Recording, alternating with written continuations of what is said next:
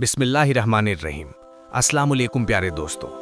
क्या आपने कभी सोचा है कि चांद सिर्फ एक रोशन सा जिस्म नहीं, बल्कि उसके अंदर ऐसे राज छुपे हुए हैं जो तारीख और साइंस दोनों को हैरान कर देते हैं।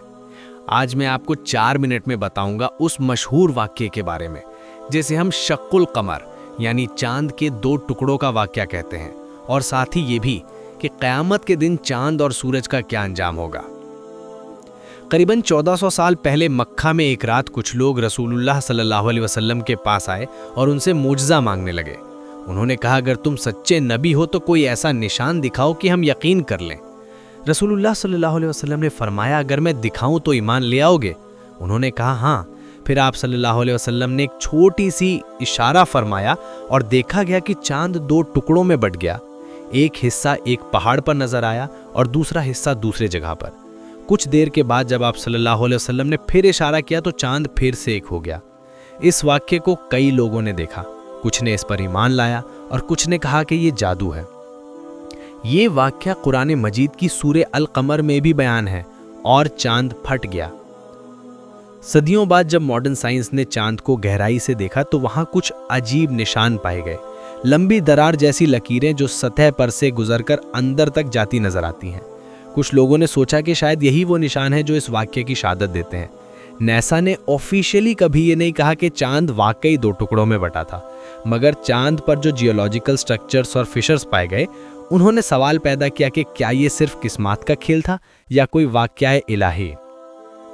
तारीख में ये भी रिवायत मिलती है कि हिंदुस्तान के मालाबार के एक राजा ने इस मौजज़े को अपनी आंखों से देखा। उसने सोचा कि यहाँ ज़रूर कोई बड़ी बात हुई है।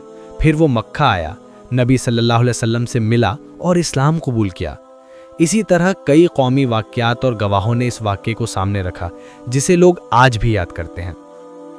अब सवाल ये पैदा होता है कि क़यामत के दिन सूरज और चांद का क्या होगा।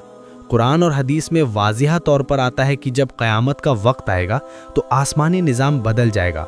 सूरज की रोशनी मिट जाएगी, चांद बेनूर हो जाएगा और दोनों का मुकर्ररा किरदार ख़त्म हो जाएगा।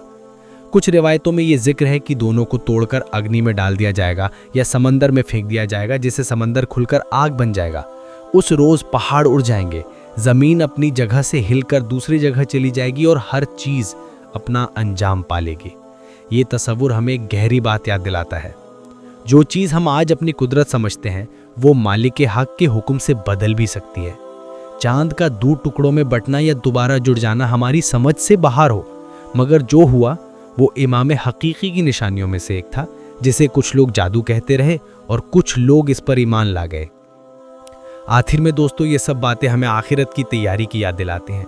रसूल सल्लल्लाहु अलैहि वसल्लम ने फरमाया कि अगर कोई इंसान क़यामत का मंजर अपनी आंखों से देखना चाहता है तो वो सूरह तकवीर और सूरह इंशिकाक पढ़े, फिर उसे क़यामत का हाल नज़र आएगा। आइए हम दुआ करें कि अल्लाह हमें अपनी कुदरत पर यकीन दे, हमें अमल की तौफीक अता करे और आखिरत की बेहतरीन तैयारी करने की हिम्मत दे। या अल्लाह हमें सीधा रास्ता दिखा और हमारी ज़िंदगी को अपनी रज़ा के मुताबिक बना दे। आमीन।